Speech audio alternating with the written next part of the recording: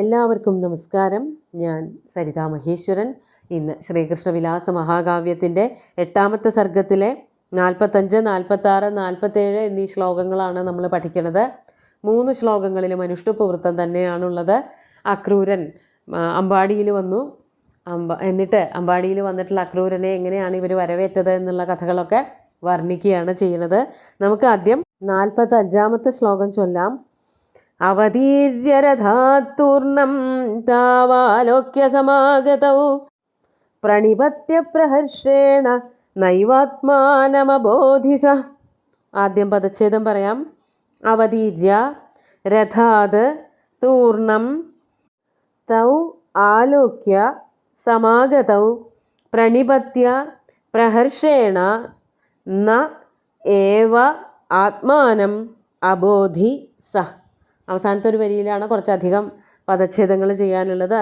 നൈവാത്മാനമബോധി, സംസ്കൃതത്തിൽ നൈവാത്മാനം എന്നാണ് വന്നിരിക്കുന്നത്. അത് അച്ചടിയിൽ വരുന്ന ചെറിയ തെറ്റാണ്. നൈവാത്മാനം അബോധി എന്ന് തന്നെ പറയണം. അതായത് ന ഏവ ആത്മാനം അബോധി അങ്ങനെയാണ് പദച്ഛേദം ചെയ്യേണ്ടത്. ഇവിടെ എന്താണ് പറയണത്? അക്രൂരൻ ഇവരെ രണ്ടുപേരെയും ആദ്യമായിട്ടാണ് കാണുന്നത്. ജനിച്ചിട്ട്, അതായത് കംസനെ പേടിച്ചിട്ട്. അക്രൂരന് ശ്രീകൃഷ്ണനെ കാണണമെന്ന് മോഹം ഉണ്ടായിരുന്നുവെങ്കിലും കംസനെ പേടിച്ചിട്ട് അമ്പാടിയിലേക്കൊന്നും പോയിട്ട് തന്നെ ഇല്ല. അങ്ങനെ കംസൻ തന്നെ പറഞ്ഞിട്ടാണ് അക്രൂരന് ഇപ്പോൾ അമ്പാടിയിലേക്ക് പോകാൻ പറ്റിയത്. ആ ഒരു സന്തോഷത്തോട് കൂടിയിട്ട് തൻ്റെ വംശത്തിൽ പിറന്ന ആ മഹദ്വ്യക്തി ഏറ്റവും ലോകത്തിന് മുഴുവനും അനുഗ്രഹം നൽകാൻ വേണ്ടിയിട്ട് വന്ന വൃഷ്ണി പുങ്കവനാണ്. വൃഷ്ണി വംശത്തിൽ പിറന്ന ശ്രേഷ്ഠനായിട്ടുള്ള പുരുഷനാണ്. ഭഗവാൻ മഹാവിഷ്ണു തന്നെ വന്ന് അവതാരം എടുത്തിരിക്കുകയാണ്. അത് കാണാൻ, ആ കാഴ്ച കാണാൻ, ഭഗവാനെ ഒരു നോക്ക് നേരിട്ട് കാണാനുള്ള ഉത്സാഹത്തിൽ വന്നിരിക്കുകയാണ് അക്രൂരൻ. അപ്പോൾ ആ അക്രൂരനാകട്ടെ സമാഗതൗ തൗ ആലോക്യ, തന്നെ എതിരേൽക്കാൻ വേണ്ടി ഓടി വന്നവരായ, സമാഗതൗ അടുത്തേക്ക് ഇങ്ങോട്ട് ഓടി വന്നവരായിട്ടുള്ള തൗ ആ 2 കുമാരന്മാരെ, ശ്രീകൃഷ്ണനെയും ബലരാമനെയും ആലോക്യ കണ്ടിട്ട് പ്രഹർഷേണ രഥാത തൂർണം അവതീര്യ, പ്രഹർഷേണ വളരെയധികം സന്തോഷത്തോടു കൂടിയിട്ട് 2 ബാലകന്മാർ ഓടി വരണ കണ്ടുകൊണ്ടാണ് അക്രൂരൻ രഥത്തിൽ നിന്ന് വേഗം ഇറങ്ങിയത്. ഇറങ്ങാൻ പുറപ്പെടുമ്പോഴേക്കും വാർത്ത എത്തി, വേണ്ടപ്പെട്ട ഒരാൾ വന്നിട്ടുണ്ട്, കാണാൻ വന്നിട്ടുണ്ട് എന്ന്. കാത്തിരിക്കുകയായിരുന്നു ശ്രീകൃഷ്ണൻ. അപ്പോഴാണ് അവിടെ അമ്പാടി തൻ്റെ ഗൃഹത്തിൻ്റെ മുമ്പിൽ എത്തിയെന്നറിഞ്ഞത്. വേഗം തന്നെ അവിടേക്ക് ചെന്നു. അപ്പോൾ രഥത്തിൽ നിന്ന് ഇറങ്ങി വരുമ്പോൾ തന്നെ പുത്രന്മാരെ 2 പേരെയും കണ്ട് സന്തോഷിച്ചു അക്രൂരൻ എന്നാണ് പറയുന്നത്. പ്രഹർഷേണ അത്യധികമായിട്ടുള്ള സന്തോഷം, ഹർഷമല്ല പ്രകർഷേണ ഹർഷ, അതാണ് പ്രഹർഷം. വളരെയധികം സന്തോഷമായിട്ട് രഥാത തൂർണം അവതീര്യ, അവരവരുടെ വേണ്ടപ്പെട്ട ആൾക്കാരെ കാണുമ്പോൾ പിന്നെ വണ്ടിയിൽ നിന്ന് ഇറങ്ങലൊക്കെ വേഗം കഴിയും. തൂർണം വേഗത്തിൽ തന്നെ രഥത്തിൽ നിന്ന് ഇറങ്ങിയിട്ട് പ്രണിപത്യ വേഗം തന്നെ ഭഗവാനെ പ്രണമിച്ചു, കാല് തൊട്ട് വന്ദിക്കുകയാണ്, നമസ്കരിക്കുകയൊക്കെയാണ് ചെയ്യണത്. പ്രണിപത്യ ആത്മാനം ന ഏവ അബോധി, തന്നെ മറന്നു. അതാണ് ആത്മാനം ന ഏവ അബോധി, അവരവരെ പറ്റി മറക്കുക തന്നെ ചെയ്തു. പിന്നെ ശ്രീകൃഷ്ണമയമായി തീർന്നു. താൻ ആരാണ് എന്നുള്ള ഓർമ്മ പോലും ഇല്ലാത്ത അത്രയ്ക്ക് ശക്തമായിട്ടുള്ള ഭക്തി, വളരെ ആഴ്ന്നിറങ്ങിയൊരു ഭക്തിയാണ് അക്രൂരന് ഭഗവാനോടുണ്ടായിരുന്നത്. ആ ഒരു ഭക്തി കാരണം അമ്പാടിയിലേക്ക് വന്നതും ഭഗവാനെ കണ്ടതുമൊക്കെ അതൊക്കെ കൂടി ചേർന്നപ്പോൾ പിന്നെ താനെ മറന്നു. താൻ ആരാണെന്നുള്ള ഓർമ്മ പോലും ഇല്ലാത്തൊരവസ്ഥയിലായി അക്രൂരൻ. അത്രയ്ക്ക് സന്തോഷവും അതുപോലെ തന്നെ ഭക്തിയുമൊക്കെ വർദ്ധിച്ച അവസ്ഥയിലായി തീർന്നു. നമുക്ക് 46ാമത്തെ ശ്ലോകം നോക്കാം. തമുത്ഥായ പരിഷ്വജ്യ പുളകാചിത വിഗ്രഹം ഗൃഹീത്വാ പാണിനാ പാണി നിന്യദുസ്തൗ ഗൃഹാന്തരം. നമുക്കാദ്യം പദച്ഛേദം പറയാം. തം ഉത്ഥായ പരിഷ്വജ്യ പുളകാചിത വിഗ്രഹം ഗൃഹീത്വാ പാണിനാ പാണി നിന്യതു തൗ ഗൃഹാന്തരം. അങ്ങനെ ഇവരെ കണ്ടതോടു കൂടിയിട്ട് ആ മണ്ണിൽ വീണ് നമസ്കരിച്ചു എന്ന് പറയുന്നുണ്ട്. മേൽപ്പത്തൂർ തന്നെ പറയുന്നുണ്ട്. പശ്യന്നവന്തത ഭവദ്ഭിഹൃതി സ്ഥലാനി എന്ന്. അത് അമ്പാടിയിലേക്ക് ഭഗവാൻ താമസിക്കുന്ന ആ ഗൃഹത്തിലേക്ക് എത്തണതിന് മുമ്പ് തന്നെ അമ്പാടിയിലൊക്കെ അങ്ങയുടെ കാൽപ്പാട് കണ്ടിട്ട് അവിടെ ഇറങ്ങി നമസ്കരിച്ചു അക്രൂരൻ എന്ന് പറയുന്നുണ്ട്. ഇവിടെ ആ കഥകൾ പറയണില്ല എങ്കിലും ഭഗവാനെ കണ്ടതോടു കൂടിയിട്ട് വീണ് നമസ്കരിക്കുകയാണ് അക്രൂരൻ ചെയ്തത്. അങ്ങനെ നമസ്കരിച്ചു കിടക്കുന്ന അക്രൂരനെ പിടിച്ചെണീപ്പിക്കുകയാണ്. തൗ പുളകാജിത വിഗ്രഹം തം ഉത്ഥാപ്യ. രണ്ടുപേരും കൂടിയിട്ട്, ശ്രീകൃഷ്ണനും ബലരാമനും കൂടിയിട്ട് നമസ്കരിച്ച് ശരീരമാസകലം രോമാഞ്ചത്തിൽ കുളിച്ച്, അതായത് കാണേണ്ട താമസം ഭക്തിയിൽ അങ്ങോട്ട് മുഴുകിപ്പോയി. ആ ഭക്തി വന്നതോട് കൂടിയിട്ട് താൻ ആരാണെന്നുള്ളത് മറന്നു. ശരീരമാസകലം രോമാഞ്ച കഞ്ചുകിതമായി. അങ്ങനെ പുളകാജിത വിഗ്രഹം, പുളകം കൊണ്ട് മൂടിയതായ ശരീരത്തോടു കൂടിയ, ശരീരമാസകലം രോമാഞ്ചം വന്നതായ തം അക്രൂരം, ആ അക്രൂരനെ ഉത്ഥാപ്യ എണീപ്പിച്ചിട്ട് പരിഷ്വജ്യ വേഗം തന്നെ കെട്ടിപ്പുണരുകയാണ് ചെയ്യണത്. ഇതൊക്കെ ആ ഗോകുലത്തിലുള്ള ആൾക്കാർക്കൊക്കെ വളരെ വലിയൊരു അത്ഭുതവും, ആരാ അത് വന്നിരിക്കണത്, ഇതുവരെ കാണാത്ത ഒരാൾ, എന്നിട്ട് ഇത്ര പരിചയമോ, അതൊക്കെ ആരായാലും വിചാരിക്കുമല്ലോ. പക്ഷേ ശ്രീകൃഷ്ണൻ അതൊക്കെ ദിവ്യ ദൃഷ്ടി കൊണ്ട്, ദിവ്യജ്ഞാനം കൊണ്ടെല്ലാം മനസ്സിലാക്കിയിട്ടുണ്ട്. അങ്ങനെയാണ് വന്ന് നമസ്കരിച്ച ഉടനെ തന്നെ എണീപ്പിച്ചിട്ട് ഭഗവാൻ ആ അക്രൂരനെ കെട്ടിപ്പിടിച്ചത്. അതാണ് ഉത്ഥാപ്യ പരിഷ്വജ്യ. നല്ലവണ്ണം കൂടെ അമർത്തി കെട്ടിപ്പിടിച്ചതിന് ശേഷം പാണീഗൃഹീത്വ, തൻ്റെ കൈകൊണ്ട് അക്രൂരൻ്റെ കൈകളിൽ പിടിച്ചിട്ട്, കയ്യിൽ ആ രണ്ട് കൈകളും ചേർത്ത് പിടിച്ചിട്ട്, അവരവരുടെ കൈകൊണ്ട് അക്രൂരൻ്റെ കൈകളിൽ കോർത്തു പിടിച്ചിട്ട്, കൈ കൂട്ടിപ്പിടിച്ചിട്ട്, ഗൃഹീത്വ ഗൃഹാന്തരം നിന്യതു. അവർ രണ്ടുപേരും കൂടിയിട്ടാണ്. അതായത് അപ്പോൾ അങ്ങനെ പറയുമ്പോൾ ഓരോ കൈ രണ്ടുപേരും പിടിച്ചിട്ടുണ്ടാവണം. വലത്തെ കൈ ഒരാൾ, ഇടത്തെ കൈ ഒരാൾ എന്നുള്ള രീതിയിൽ ബന്ധുവിനെ കണ്ടതിലുള്ള സന്തോഷം പ്രകടിപ്പിച്ചുകൊണ്ട് സന്തോഷത്തോട് കൂടിയിട്ട് അക്രൂരനെയും കൊണ്ട് കയ്യിൽ പിടിച്ചിട്ട് രണ്ടുപേരും കൂടി ഗൃഹാന്തരം നിന്യതു, വീടിൻ്റെ അകത്തേക്ക്, ഗൃഹത്തിൻ്റെ ഉള്ളിലേക്ക് കൊണ്ടുപോയി. രണ്ടുപേരും കൂടിയിട്ടാണ്, അതാണ് ദ്വിവചനം ക്രിയ വന്നത്. അങ്ങനെ നിനായ നിന്യതു, നിന്യു എന്നാണ് രൂപം. രണ്ടുപേരും കൂടിയിട്ടാണ് അക്രൂരനെയും കൊണ്ട് അകത്തേക്ക് പ്രവേശിച്ചത്. നമുക്ക് 47-ാമത്തെ ശ്ലോകം കൂടി നോക്കാം.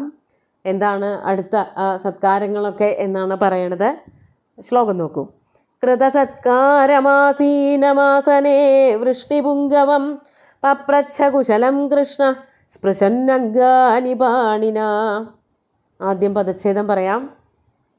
കൃതസത്കാരം ആസീനം ആസനേ വൃഷ്ണിപുങ്കവം പപ്രച്ഛ കുശലം കൃഷ്ണ സ്പൃശൻ അംഗാനി പാണിന. വളരെ ഭംഗിയായിട്ട്, വളരെ ലളിതമായിട്ടുള്ള ശ്ലോകമാണ്. കൃഷ്ണൻ കുശലം ചോദിക്കുകയാണ്. അപ്പോൾ ആദ്യം തന്നെ എന്താണ് ചെയ്തത്? കൃഷ്ണ കൃതസത്കാരം ആസനേ ആസീനം വൃഷ്ണിപുങ്കവം. കൃതസത്കാരം, എല്ലാ സത്കാരങ്ങളും ചെയ്തു കൊടുത്ത്, അതായത് കയ്യും കാലും കഴുകുക, മുഖം കഴുകുക, അതിനൊക്കെ വെള്ളം കൊടുക്കുക, കഴിക്കാൻ വേണ്ടിയിട്ടും കുടിക്കാൻ വേണ്ടിയിട്ടും ഒക്കെ ഭക്ഷ്യപദാർത്ഥങ്ങളൊക്കെ കൊടുത്ത് യാത്രാക്ഷീണമൊക്കെ കുറഞ്ഞ് അങ്ങനെ ഇരിക്കുന്ന സമയത്ത് സത്കാരങ്ങളൊക്കെ നടത്തിയതിന് ശേഷം ശ്രീകൃഷ്ണൻ കുശലം ചോദിക്കാൻ ആരംഭിക്കുകയാണ്. അതാണ് ആസനേ ആസീനം. ആസനേ എന്ന് പറഞ്ഞാൽ സിംഹാസനത്തിൽ അല്ലെങ്കിൽ ഇരിപ്പിടത്തിൽ നല്ല ഒരു കസേരയൊക്കെ എടുത്ത് കൊടുത്തിട്ടുണ്ടാവണം. ആ കസേരയിൽ ഇരിക്കുന്നവനായ ആ അക്രൂരനോട് ആസനേ ആസീനം വൃഷ്ണിപുങ്കവം. ഇവിടെ അക്രൂരൻ എന്നല്ല പറയണത്, വൃഷ്ണിപുങ്കവൻ. വൃഷ്ണി വംശത്തിലെ വളരെ ശ്രേഷ്ഠനായിട്ടുള്ളൊരു വ്യക്തി. അതാണ് പുങ്കവ ശബ്ദം, ശാർദൂല ശബ്ദമൊക്കെ ശ്രേഷ്ഠവാചികളായിട്ടുള്ള ശബ്ദങ്ങളാണ്. വൃഷ്ണി വംശത്തിലെ ഏറ്റവും ശ്രേഷ്ഠനായിട്ടുള്ള ആ അക്രൂരനോട് പാണിന അംഗാനി സ്പൃശൻ കുശലം പപ്രച്ഛ. പാണിന അംഗാനി സ്പൃശൻ, സ്നേഹം കാണിക്കാൻ വേണ്ടിയിട്ട് നമ്മൾ കയ്യിൽ പിടിച്ചുകൊണ്ട്, അതായത് ഏറ്റവും അടുത്ത ഒരാളാണ് വരണത് എന്നാണെങ്കിൽ തൊട്ടിരുന്നു കൊണ്ട് തന്നെയാണ് വർത്തമാനങ്ങളൊക്കെ പറയുക. കയ്യിൽ പിടിച്ചിരുന്നു കൊണ്ട്, അല്ലെങ്കിൽ പുറത്ത് തട്ടിക്കൊണ്ട്, തോളത്ത് പിടിച്ചുകൊണ്ടൊക്കെ ഇരിക്കും. ആ സ്നേഹത്തിൻ്റെ പ്രകടന രീതികളാണ്. വാക്കുകൾ കൊണ്ട് മാത്രമല്ല, ശരീരത്തിലെ ചേഷ്ടകൾ കൊണ്ടും സ്പർശനങ്ങളെ കൊണ്ടും ഒക്കെ നമ്മൾ ആ ഒരു സ്നേഹം വ്യക്തമാക്കും. അതാണ് ഇവിടെ പറയണത്. പാണിന, ശ്രീകൃഷ്ണൻ തൻ്റെ കൈകൊണ്ട് അംഗാനി സ്പൃശൻ, തൻ്റെ ചെറിയച്ഛനാണല്ലോ, അച്ഛൻ്റെ വംശത്തിൽ പെട്ട ആളാണ്. ആ ചെറിയച്ഛനെ കൈകൊണ്ട് സ്പർശിച്ചിട്ട്, പുറത്തും അതുപോലെ തന്നെ കൈകളിലുമൊക്കെ സ്പർശിച്ചുകൊണ്ട്, സ്നേഹം പ്രകടിപ്പിച്ചുകൊണ്ട് തന്നെ കുശലം പപ്രച്ഛ, സുഖമല്ലേ എന്ന് ചോദിച്ചു. അതാണ് കുശലം. കുശലം ചോദിക്കുക, കാണുമ്പോൾ ആദ്യം തന്നെ ചോദിക്കേണ്ട ഒരു വാക്കാണ് കുശലം എന്നത്, അതായത് സുഖല്ലേ എന്നുള്ളത്. ഏറ്റവും വളരെ പ്രസിദ്ധമായിട്ടുള്ളൊരു കൃതിയുണ്ട്. കഥകളിയിലെ ലവണാസുരവധം എന്ന് പറഞ്ഞിട്ടുള്ള ഒരു കഥയുണ്ട്. അതിൽ കഥ വരണത് ലവണാസുരനെ ശത്രുഘ്നൻ വധിക്കുന്നതായിട്ടുള്ളൊരു കഥയാണ്. പക്ഷെ അതിൻ്റെ ഏറ്റവും ഭംഗിയും പ്രാധാന്യമൊക്കെ കൊടുക്കണ ഭാഗം എന്ന് പറയുന്നത് ഹനുമാൻ സീതയെ കാണാൻ പോകുന്ന സന്ദർഭമാണ്. അതായത് ഹനുമാനെ ഈ ലവകുശന്മാർ, 2 മക്കളുണ്ടല്ലോ, സീതയുടെ 2 മക്കൾ വാൽമീകി ആശ്രമത്തിൽ വെച്ചിട്ടാണ് അവർ ജനിക്കുന്നത്. ആ 2 പേരും കൂടി ചേർന്നിട്ട് ഹനുമാനുമായിട്ട് യുദ്ധം ചെയ്തു. അപ്പോൾ ഹനുമാന് കാര്യങ്ങളൊക്കെ മനസ്സിലായി. ഈ 2 കുട്ടികളും ശ്രീരാമൻ്റെയും സീതയുടെയും കുട്ടികളാണെന്ന് മനസ്സിലായിട്ട് തോറ്റതായിട്ടൊക്കെ അഭിനയിച്ച് അവിടെ കിടന്നു. അപ്പോൾ ഹനുമാനെ കെട്ടിവരിഞ്ഞ് സീതയുടെ മുമ്പിലേക്ക് കൊണ്ടിടുകയാണ്. എന്നിട്ട് അമ്മയ്ക്ക് ഞങ്ങളൊരു സമ്മാനം കൊണ്ടുവന്നിട്ടുണ്ട് എന്ന് പറഞ്ഞ് കാണിച്ചു കൊടുക്കണ വളരെ ഹൃദയസ്പൃക്കായിട്ടുള്ളൊരു ഭാഗമുണ്ട്. അപ്പോൾ സീത കണ്ടുകൂടുമ്പോൾ തന്നെ പറയും, അഴിച്ചുവിട് കുട്ടികളെ, നിങ്ങൾ എന്താ കാണിച്ചത്, നിങ്ങൾ എൻ്റെ ജീവൻ രക്ഷിച്ച ആളെയാണോ കെട്ടി വലിച്ചു കൊണ്ടുവന്നേക്കണേ എന്നൊക്കെ പറഞ്ഞിട്ട് അത് അഴിച്ചു പിടിക്കും. അപ്പോൾ ഹനുമാൻ ആദ്യമായിട്ട് സീതയോട് ചോദിക്കുന്ന ഒരു ചോദ്യമുണ്ട്. അത് കുശലം ചോദിക്കുകയാണ്. ശരിക്കും പറയാച്ചാൽ ഒട്ടും കുശലമല്ല എന്ന് പറഞ്ഞാലും ചോദിക്കേണ്ടത് ആദ്യം ഇതാണല്ലോ എന്നുള്ള രീതിയിലൊരു ചോദ്യമാണ്. സുഖമോ ദേവി എന്ന് പറയുന്ന വളരെ സുന്ദരമായിട്ടുള്ള നാട്ടക്കുറിഞ്ചി രാഗത്തിലുള്ളതായിട്ടുള്ളൊരു പദം. അപ്പോൾ ദേവി സുഖമോ, ഈ വാൽമീകി ആശ്രമത്തിൽ ശ്രീരാമനാൽ പരിത്യജിക്കപ്പെട്ട സീതയ്ക്ക് ഇത്രയ്ക്കൊക്കെ സുഖം ഉണ്ടാവുള്ളൂ എന്നറിഞ്ഞിട്ട് കൂടി ചോദിക്കേണ്ട ഗതികേട് കൊണ്ട് ചോദിക്കുകയാണ് ഹനുമാൻ. അപ്പോൾ ആദ്യം കാണുമ്പോൾ ചോദിക്കേണ്ടതാണ് ഈ കുശലം സുഖമല്ലേ എന്നുള്ളത്. അത് ചോദിച്ചു എന്നാണ് ഇവിടെ കവി വർണ്ണിച്ചിരിക്കുന്നത്. കയ്യിൽ പിടിച്ചിരുന്നു കൊണ്ട് തൻ്റെ ഏറ്റവും വേണ്ടപ്പെട്ട അപ്പനോട്, ചെറിയച്ഛനോട് സുഖം അല്ലേ, എന്തൊക്കെയുണ്ട് മധുരയിലെ വർത്തമാനങ്ങൾ എന്നൊക്കെ ചോദിച്ചുകൊണ്ടിരിക്കുകയാണ്. ഇനി എന്തൊക്കെയാണ് ഭക്തനായിട്ടുള്ള അക്രൂരൻ്റെ മറുപടികൾ എന്നുള്ളതൊക്കെ അടുത്ത ശ്ലോകങ്ങളിൽ കാണാം. നമുക്ക് ഇന്നത്തെ 3 ശ്ലോകങ്ങളും ഒന്നുകൂടി ചൊല്ലി നോക്കാം. അവതീര്യരഥാത്തൂർണം താവാലോക്യ സമാഗതൗ പ്രണിപത്യ പ്രഹർഷേണ നൈവാത്മാനമബോധിസ തമുത്ഥായ പരിഷ്വജ്യ പുളകാചിത വിഗ്രഹം ഗൃഹീത്വാ പാണിനാ പാണി നിന്യതുസ്തൗ ഗൃഹാന്തരം കൃതസത്കാരമാസീനമാസനേ വൃഷ്ണിപുങ്കവം പപ്രച്ഛകുശലം കൃഷ്ണസ്പൃശന്നംഗാനി പാണിനാ. സുന്ദരമായിട്ടുള്ള 3 ശ്ലോകങ്ങളും ഭഗവാന്റെ കാൽക്കൽ അർപ്പിച്ചുകൊണ്ട് ഗുരുവായൂരപ്പനെ സാഷ്ടാംഗം നമസ്കരിച്ചുകൊണ്ട് എല്ലാവർക്കും ശുഭദിനം നേർന്ന് നിർത്തട്ടെ. നന്ദി.